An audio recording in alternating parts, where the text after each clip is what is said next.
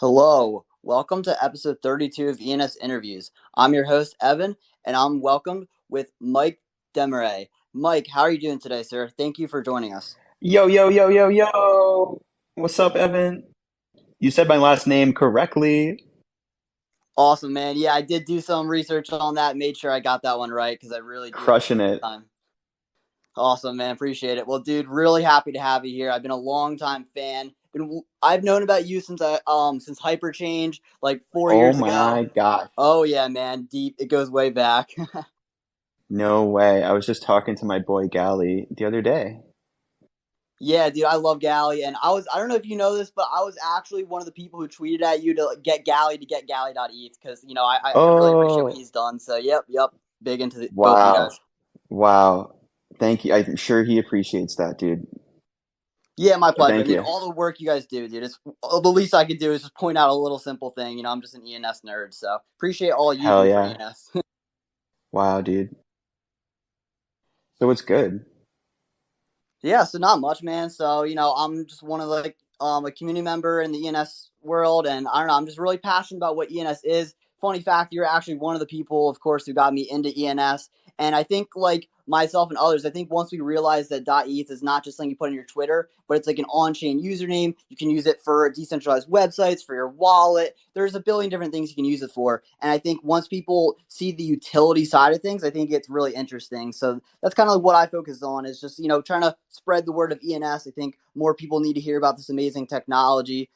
How many wallets are there out there and how many smart contracts, but yet the amount named are very few. And so I'm very much a fan of like making Web3 user friendly, something I think you can completely agree on. So that's what I'm all about with ENS. And yeah, so I'm really excited to have you on. Hell yeah, dude. I love it, man. Awesome. Yeah. Well, we'll get someone started. So I would love to, I ask all my guests, like, how did you get into Web3 and then like specifically ENS? Yeah, good question.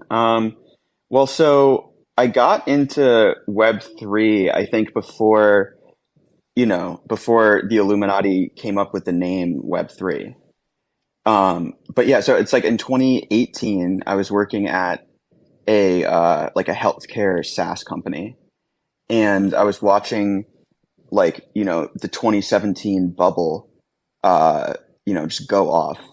And during that time, it just occurred to me that like crypto can't go, like, you know what I mean? Like it's never going to go away. Like there's nothing that can be done to make it go away. It's going to be here forever.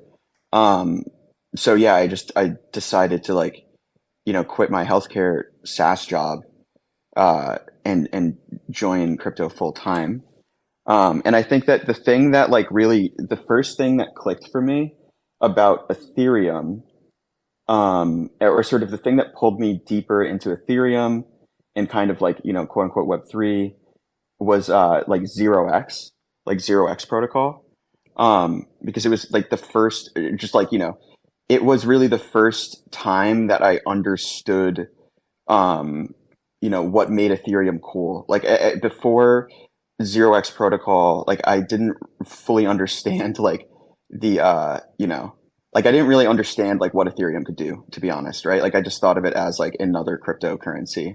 I didn't really understand sort of the platform aspects, I didn't really understand like the possibilities with smart contracts, etc.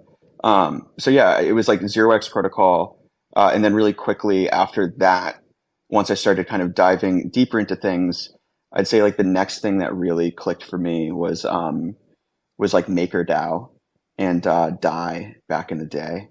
But back then it was like the only decentralized exchange was this thing called Radar Relay, and like the only thing trading on Radar Relay was like Dai, MKR, um, like Spank Chain, stuff like that.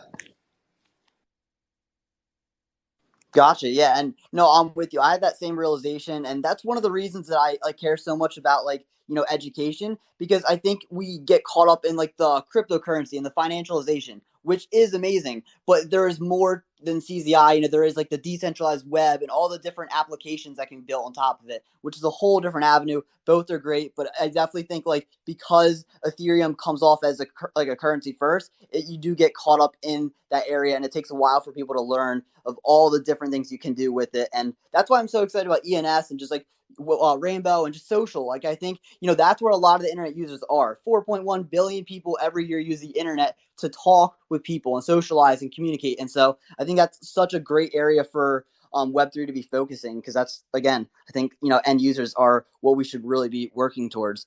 But so like regarding that, I would love to hear like how did you then get the inspiration for Rainbow Wallet, and like what was your reason to like create it? Yeah. Well, so, it's like actually a good continuation of what I was just saying. So it's like, back then, I, I was fascinated with, some of these early protocols, right? So things like 0x and MakerDAO and things like this. And, it was clear that there were going to be more cool things like that. But while, playing around with these dApps, it became really clear that, oh shit, like, actually you have to use a wallet in order to interact with all of these things. Like there's no sort of getting around that. Having a wallet is a prerequisite.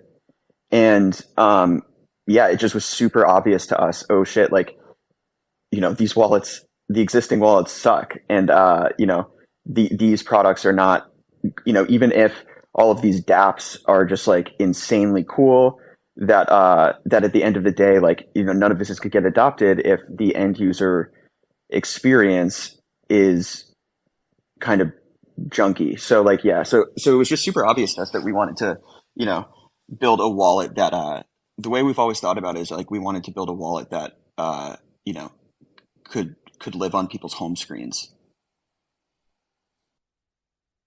Yeah, love that. And I also love, the mobile first approach. I think you guys have done so many different things where from day one, you just have had the right long term vision. I think like the user friendliness and making like Web3 fun, I think is another thing. And in general, like again, like the mobile friendly is awesome. I think, like you said, in general, wallets are trash, and then we go to mobile, and it's even worse. And yet, if I think about myself as like a Gen Z person, I am on my phone 95% of the time if I'm on Right? technology. And so that is the case. So like why would we not have mobile wallets that are amazing? So props to you guys. Yeah, it's really interesting how that played out. I guess I feel like yeah, I mean a huge, part of the core crypto native contingent still prefers browser extension wallets, and that's like why Rainbow is building a browser extension wallet. But on the same time, yeah, it always has, confused me a bit because I think that even the people who are like browser extension wallet maxis, they very likely use Robinhood on their phone, right? And like they don't actually think about that or they don't question that. Um, it is weird how people end up segmenting, uh, their user behavior across platforms. Um, yeah, because it's like why would somebody use MetaMask on their computer but then Robinhood on their phone? I don't really get it, but yeah, Yeah, that's a great point, and I think you're so right. I think the reason that Robinhood killed it from day one is the fact that someone could, on their phone, quickly in a couple clicks, set up their account and quickly trade. And that's something that I've noticed because I used to talk about Tesla before anyone cared about investing, and then there was this whole boom in like COVID. And yeah, you're right. I think it was mobile first, and although of course we need extensions, we need to be able to go online and use the computer. And I'm sure that's where a lot of businesses, especially, will use. But end of the day, a lot of the end users are mobile first, and that's something that most people have not done well with. I think MetaMask is honestly kind of dog shit when it comes to mobile. So props to you for that. So I'd love to get into like for people who don't know what is Rainbow Wallet and maybe like some of the features that set it apart. You can maybe even also get into Rainbow Kit, how you guys came up with that. I think that's all like amazing different things you yeah, guys have sure. worked on. Yeah, so Rainbow's just like an awesome Ethereum wallet currently available for iOS and Android. It's really fun and approachable. Um, yeah, and we also have a browser extension wallet coming very soon. We're going to be launching, we're going to be expanding expanding the browser extension beta to about like 10,000 people in a few weeks. But yeah, as far as like features that set us apart, I think a few things. Like one is we've been hearing more and more lately that people really value Rainbow's support for layer twos. So we've, from I'd say I don't know, like for the last year or so, we've made it our mission to just make Rainbow the best experience for layer twos, both like NFTs on layer twos as well as like swapping and bridging on layer twos as well. Um, so there's that. I also think that yeah, like our first party support for ENS is quite cool and special. I don't think anyone else really does anything like that.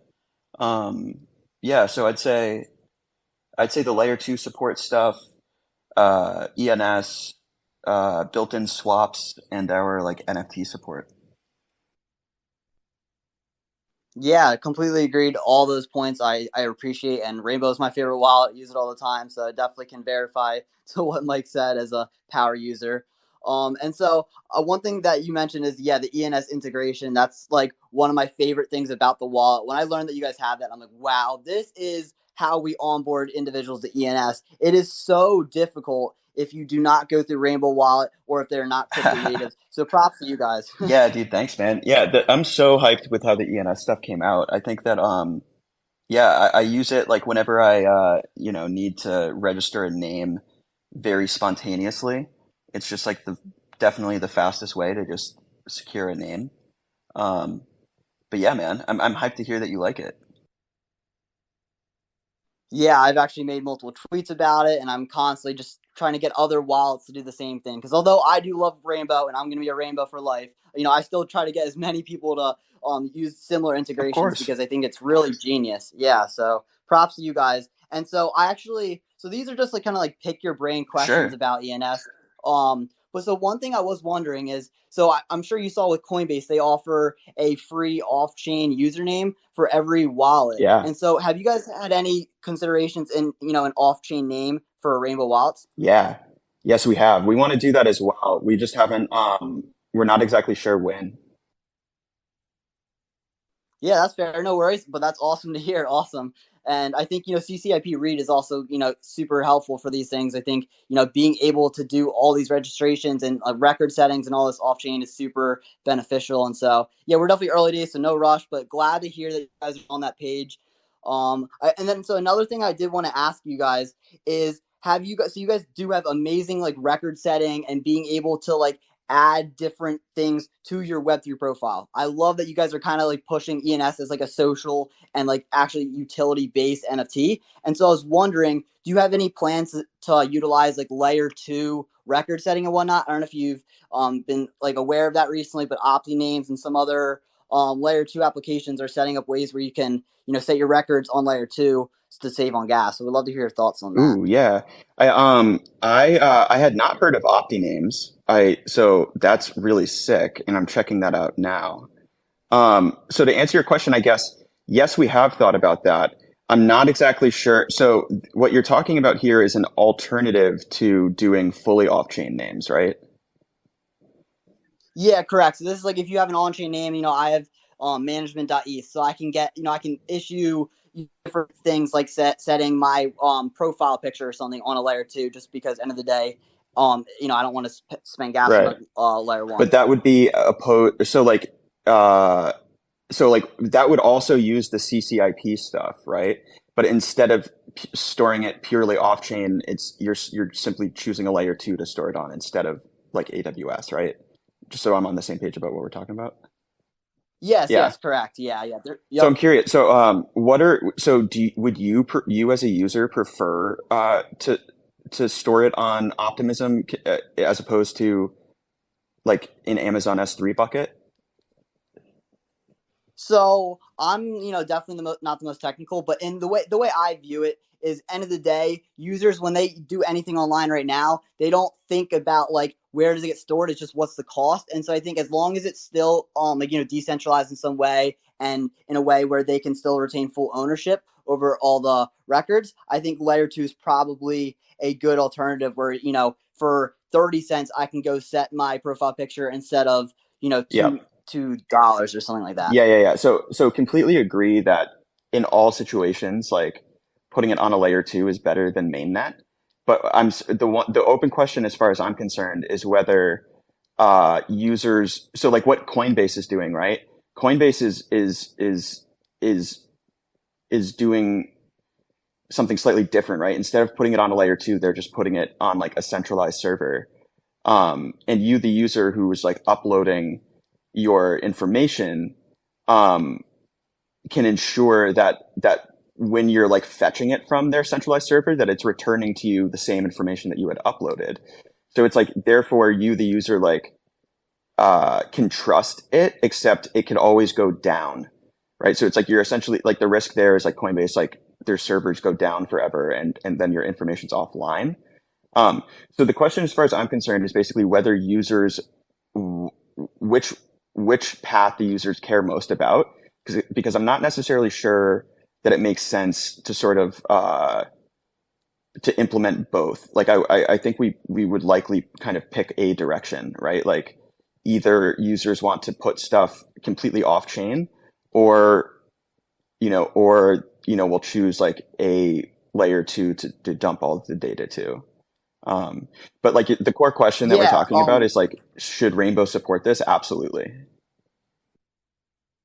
Awesome. And yeah, and just to clarify, you're completely correct. I think there's two different things. I think there's offering, say, an off-chain name, just so, for free users can claim a username. But then there's also okay, if someone cares about decentralization and all these different, more Web3 native features, well, then all right, so I'm already registering within Rainbow Wallet my own domains that are separate from, like, say, a free username. That is like where, all right, now I want it on chain, but I don't necessarily want to pay for layer one fees. Yep. So I think you're right. There's two separate things, but I think both are something that could be utilized by users.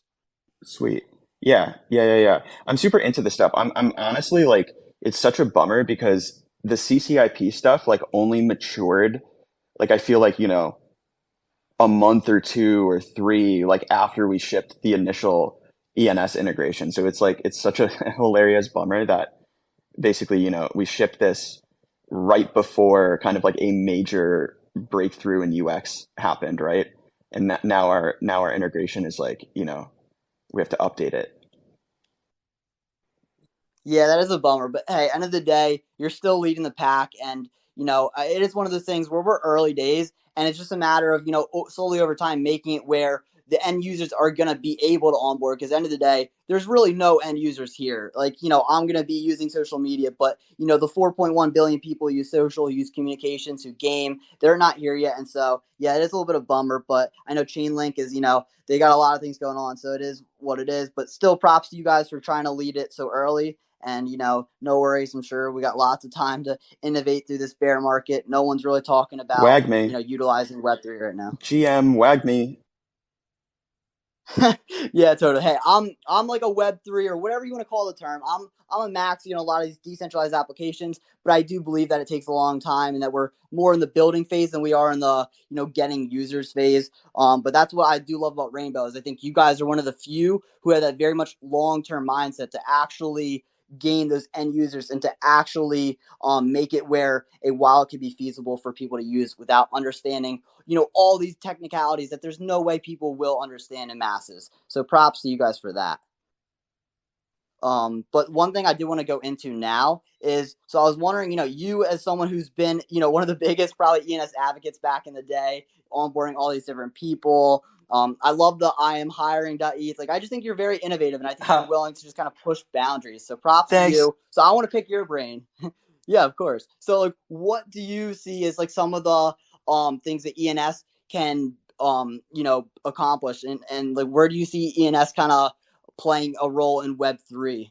Yeah. Well, I think that a couple of cool things have been happening with ENS lately, I think. One is, uh, more and more we're seeing people leverage, ENS names for, you know, like to replace traditional domain names, right? So like more and more we're seeing permissionless, dApps deploying behind ENS names. So for example, like Quenta right? Like from synthetics, like they use like Quenta.eth.limo as their like primary website. So that's really cool.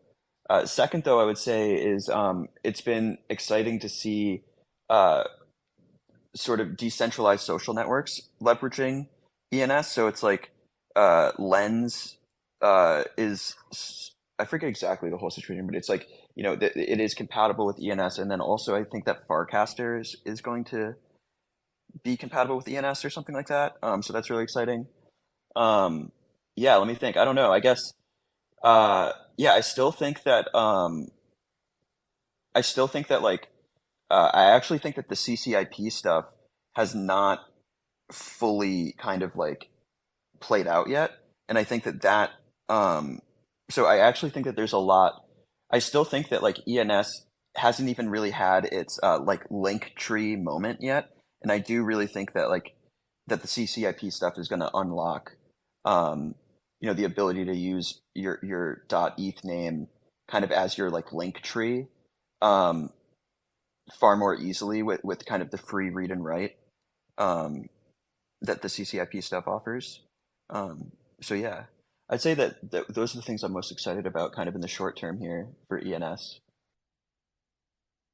Yeah, I love those, and I'm with you. I think social is such a great product market fit area for ENS. I think as much as DNS has its own issues, there isn't a naming system for social, and it just is a no brainer that okay, if I search your name, I can send payments to it. I can go to a website. I can find all your socials all in one place, and I think that really is amazing. I think that's what's so cool about being able to like import your data with ENS records, and that's why I do love that what you guys are doing, which is very much like putting records at a forefront, something that most wallets haven't Are there done. any So records props to that them. you wish that we had, or that we support in our UI or anything?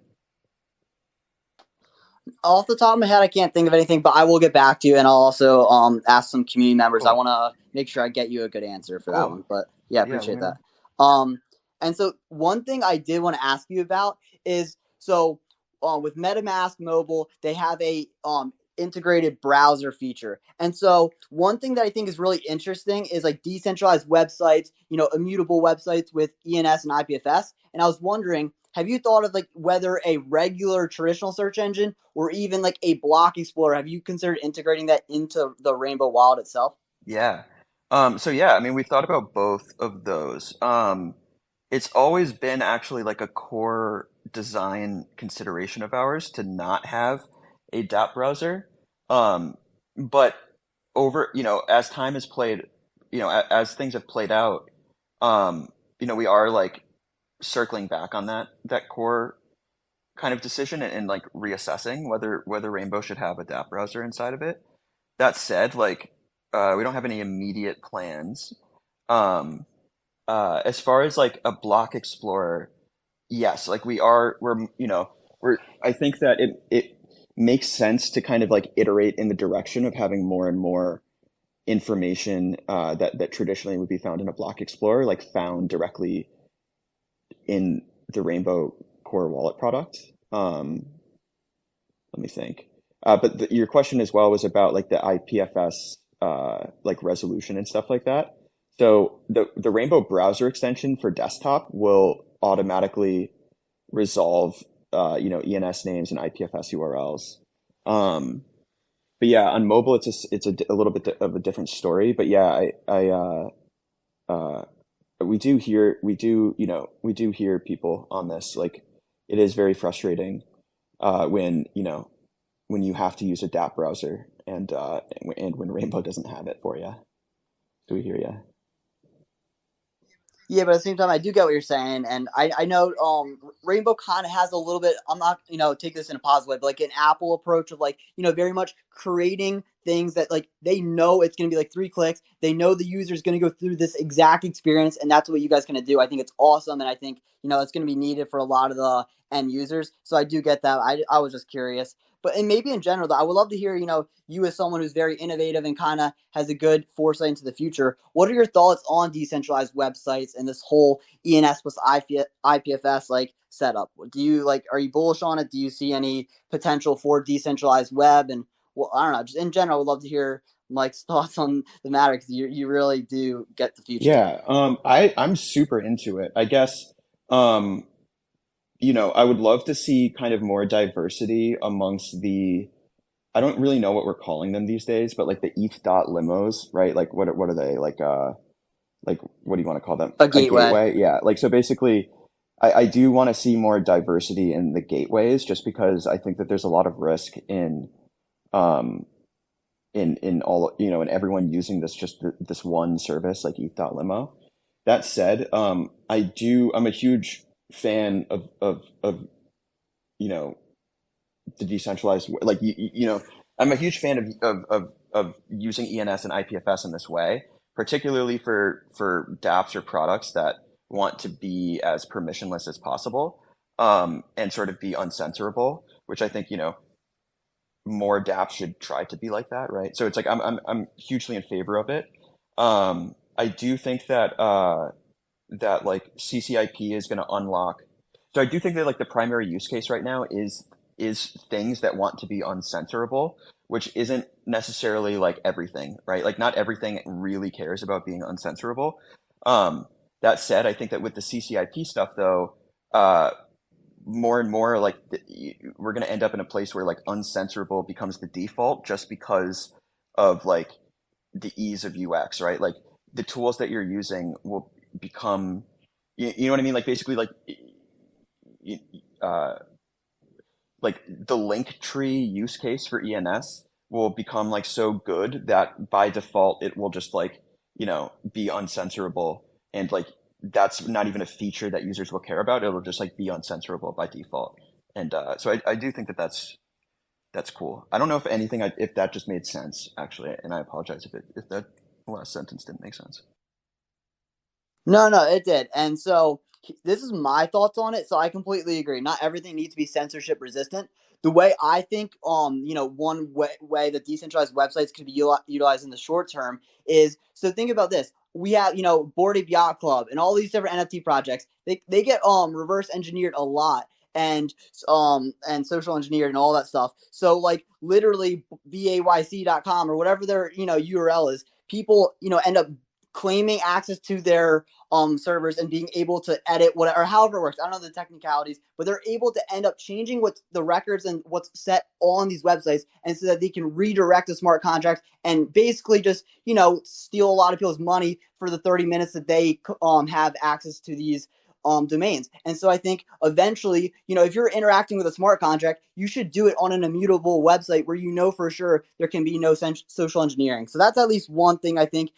Smart contracts are immutable, and so you're going to want an immutable website to ensure that you're interacting with the proper contract. I don't know, just a thought. That's why I was asking you about the search engine inside the wallet. But yeah, Yeah, that was just my thoughts. I don't know what you think about yeah, that. no, I'm super into that. I guess as soon as we start kind of going down this path, it becomes actually like a really like onerous conversation around sort of like uh of like risk or like attack surface, where basically even in this scenario, or so I would so uh it is going to boardape.eth or whatever, and having it just be like an immutable website that is sort of safer, right, than just like boardape.com, but it still has like risk. And I guess it's I wouldn't necessarily like champion the ENS approach here as being like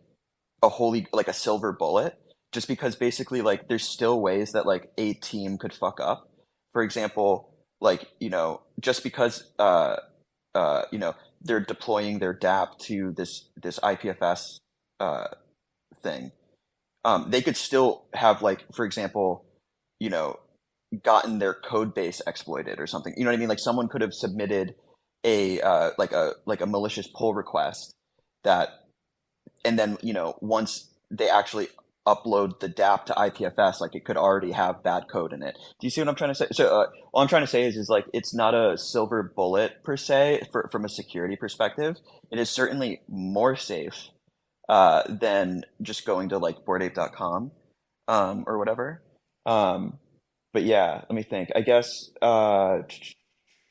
I would love to see ENS, or like I would love to see these decentralized names. So are you familiar with like Tor? Yes. I think that there's a cross section of there are interesting sort of like uh, legitimate reasons for using Tor, particularly things like anonymous document sharing or sort of like whistleblowing or actually things having to do with like human rights and sort of like NGOs and stuff like that. I would love to see sort of the IPFS sort of perma web type shit sort of like make it like I'd love to see those two sort of social circles collide, right? Like the people who care a lot about um censorship resistance in like a Tor sense. I would love to see sort of more adoption of IPFS ENS type like web deployments like take off in that community. Yeah, no, I completely agree. And so I think you're completely right, by the way. I don't, ENS doesn't solve everything. ENS is one part of the puzzle, but where I do find it interesting is, at a minimum, you're not getting social engineered. And then hopefully we can slowly, all right, now we add an audit Yeah, contract and we do this and we do that. And it's never going to be perfect, but it's a slowly but surely better solutions. And yeah, you're right. But I really do appreciate the Tor reference. I think that's really interesting. And I think there's going to be a lot of these use cases. I think, email is another use case where maybe not with websites, but ENS in general, like people should not be able to read through our emails. They shouldn't be able to filter what goes through it. And so I think things like that, having that domain that can actually never be censored, is a really important feature. hell yeah, dude. Glad we agree. And so I would love to ask you. So like, what are some Rainbow Wallet features that maybe you have in the roadmap? Do you have anything you're planning with the Rainbow Zorbs? I love what you did there, and I don't know. I'd just love to hear anything you guys got going on. Yeah, let me think. We got some alpha I can leak. Let me think. So we've got some exciting stuff coming up here shortly. We're gonna have some fun NFT functionality in the app, so you'll be able to um, accept offers on your NFTs right from the app, which is really exciting. Let me think. We're gonna be adding support for a few more networks here shortly.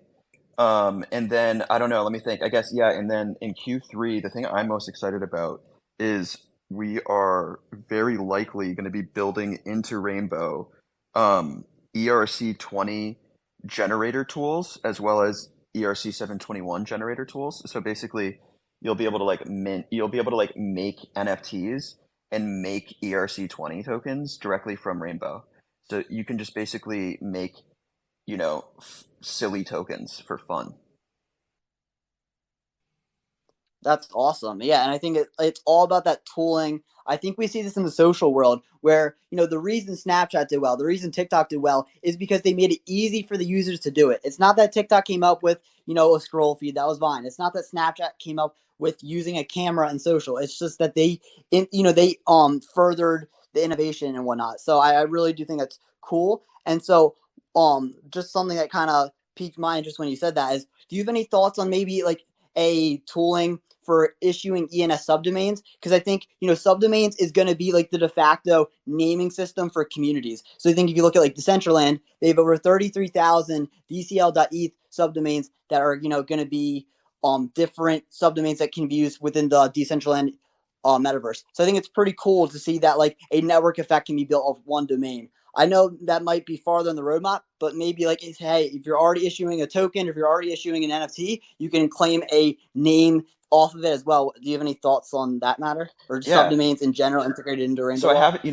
subdomains are something I thought a lot more about last year, which is funny because I feel like, they're now kind of popping off and being, it's like ready for prime time. Um, I guess uh, uh,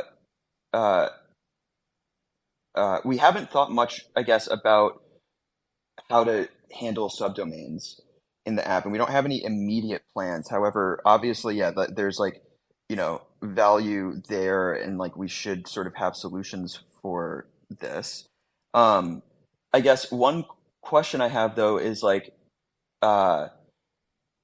like the primary so what you're asking for, right, is an interface for uh like the so like it's actually like not really end user facing, right? It's actually like only sort of like org facing, right? So it'd be like for decent whoever is in possession of like whatever like decentraland.eth, right? Like the subdomain interface is for them, not for everyone in their community, right?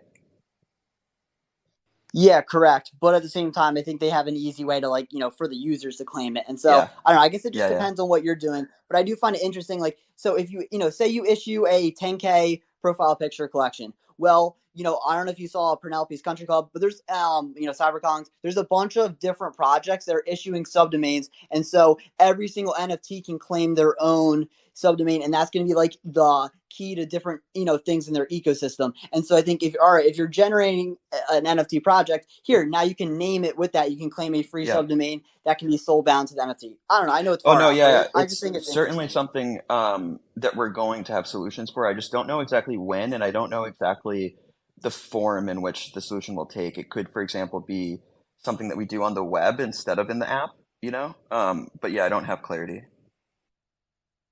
No worries. But no, it's glad to hear you're thinking about that stuff. These are all very far out things. I understand, but I do appreciate you just letting me pick your Of brain. course. And yeah, so I guess last thing I would love to hear, like, what was the whole thing behind Rainbow Zorbs? I really am interested in Zora, and I saw that Rainbow Zorbs is actually the number 3 held NFT. So congrats to you Wow, guys. thanks. Well, it used to be. So like womp womp, it's like no longer the third because it was so successful that I don't know, like I don't know. I'm not going to really take credit, but it's like, but like, Coinbase, for example, I think that they've had two open editions that, blew Rainbow Zorbs out of the water. So it's like now I think that Rainbow Zorbs are like, I don't know, like fifth or sixth or something, like top, NFT ever. Yeah, because Coinbase just has far more reach. But, yeah, I mean, what was the thinking there? Well, uh, yeah, I don't know. I mean, was fun and we wanted to make, uh, yeah, we want like, basically, yeah, I mean, I don't know, man. Like we did it because it was fun. I know the Zora peeps. It seemed like a low-hanging fruit opportunity to kind of just make something fun with them because they're creative. And it kind of, the success of it inspired kind of this campaign that we do now, or like, this program where we do, you know, other rainbow drops, right? We did one with like Vanillier and we did one with like Pool Together, etc. But yeah, I mean, it's just super cool like doing these collabs with other brands in this space. I think it's just like it's fun. It gives everyone something to kind of do like during, the boring bear market. It's like, just something fun going on. And it's like, it really activates our core audience as well as like, yeah, the audiences of these other brands too. But yeah, I mean, we've got some fun ones lined up for the future. Um, yeah, Yeah, awesome. And yeah, I mean that's all you gotta say. It's fun, right? I love that, like, even like when you go to like the rainbow website where you can start click around and you see the rainbow emojis, like everything you guys do, I think there's very much like that mission driven, like, okay, we have a plan and it's all about making it fun, making it enticing, making Web3 not just crypto and nerdy tech stuff. So I think it's really awesome, just everything you do, just trying to just innovate and just do something different, right? End of the day, we're not in the regular internet. We're not like, we're Web3 is about being fun and being different. We don't need to have to, go by the status quo. Might as well mess around, try out some new things. It's permissionless, right? So I do respect just permissionless innovation. And so I know you're probably really busy, but so I'll be respectful of your time. But one last thing I would like to ask you real quick. You were one of like the biggest onboarders for ENS. How can myself and other community members onboard ENS members? yeah. Ooh, good question. I mean, yeah, I don't know. I guess like tell people. Yeah, I mean like set them up with Rainbow, have them configure, an avatar and, put their Twitter account in there. I think it's important to have your Twitter account in your ENS in your registry if you're active on Twitter. Let me think. I don't know. I guess I still am into the whole like ENS fairy thing. I think that, onboarding people by like just giving them their own name is like really effective. Um, Yeah, I don't know. Let me think. Uh, yeah, I'd say keep it Yeah, up. I that's a think good that the point. The ENS ferry. community is doing a good job, honestly. Awesome. Yeah, well, and I agree. The fairy, and I think we even we have a lot of community members who are basically fairies who do it themselves. So it's pretty cool to see like a decentralized community who's just for their own interest and just for the belief of this community and the protocol, just giving out domains and trying to onboard. So really appreciate your time and um any last like things you want to mention about Rainbow Wallet. I know you got a lot of things behind the scenes, but it's really amazing just seeing all that you guys have built in only a couple of years. So props to you guys. Yeah, check it out. Check out Rainbow. Let me think. We're going to be having a cool promotion soon, where basically, in the Rainbow app, in the ENS section of the app, we kind of have this like, we highlight a couple of cool accounts to follow. And what we're going to do is start putting other people in there. So basically, you keep an eye out on the Rainbow Twitter account because we're going to have like a cool, yeah, promotion where basically, if you kind of like tweet your profile, like the winner basically will get their ENS profile like added to the Rainbow app as kind of like a featured profile for the week. So stay tuned. Awesome, man. Very cool. And so we do have someone up that's probably gonna ask a question. If you gotta go though, no worries. But if I can so, stay for like a couple minutes, like or 3 minutes or so. all right. Thank you really much. Yeah. What's your question? Hey, thanks. Definitely, you know a lot about technologies and ENS ecosystem. I'll try to be short. I'm working on a simulator based on Goda game engine, and my question is, how can I implement? I want gamers or engineers to enter the application using, for example, ENS domains, and how it could be done. Because I want them to interact from the application, but it's a desktop application with the network, but it's not secure. So, is there a way how it could be done differently, like maybe kind of a delegation to a newly created wallet in the project. So how would you suggest to approach that issue to to make secure in-game wallets that could be integrated with other wallets? Yeah. I mean, with the master wallet. Yeah. Let me think. So what does the in-game wallet have to do though? Like, does it like what kinds of things is it doing? Basically, the idea actually it's software for engineers, like for example, like CAD computer aided design to create models of Yeah. hardware, for example, to design robots. And once and I want them to publish IP NFT or something like that on the network, and to do actually, ideally, to do all the transactions, all the designs. On the blockchain, like you start design, and every step is like safety in the blockchain, in a blockchain. So how? But Gotcha. yeah, I'm So trying how to figure many? out how No, it could no, do. yeah, I'm following. How many? So like you're saying all the time it is going to be submitting something to the chain. Ideally, I'm still thinking about this detail. So definitely, when the design is Yeah, ready, it makes sense. But there are a lot of really low cost L2, L3 solutions. yeah. Well, Um, so like if you made it, you could do it a way that doesn't require the wallet to live within the software. Like you could basically just use Wallet Connect and have it trigger a transaction to happen on the user's like mobile phone, every, whatever, like at every like milestone. Um, but if you wanted to embed the wallet into the software itself, um, you should probably look at wallet as a service type solutions. Like, Coinbase has one. They call it like WAAS, like wallet as a service. I would check that out. cool. Thank you so much. Yeah, check out Wallet Connect if you want to try figuring out how to do it.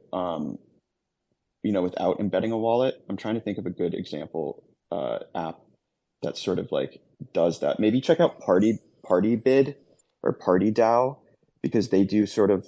uh, they do sort of like advanced things with Wallet Connect that might kind of illustrate this flow, because it's what I'm describing is like not particularly like the typical flow. So yeah, party bid. Uh, I would check out how they use Wallet Connect. Yeah,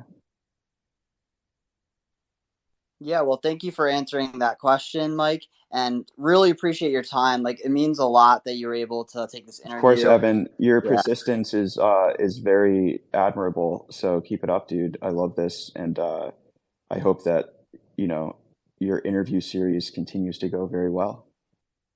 appreciate it, man. Yeah, and props to all you guys do. Thanks, man, and say hi to Alicia for me. Will do, man, for sure. Have a great one, man. Appreciate it, and best of Take luck it with easy, Rainbow. gang. Bye, everybody. Love you. Bye, everyone. Take care.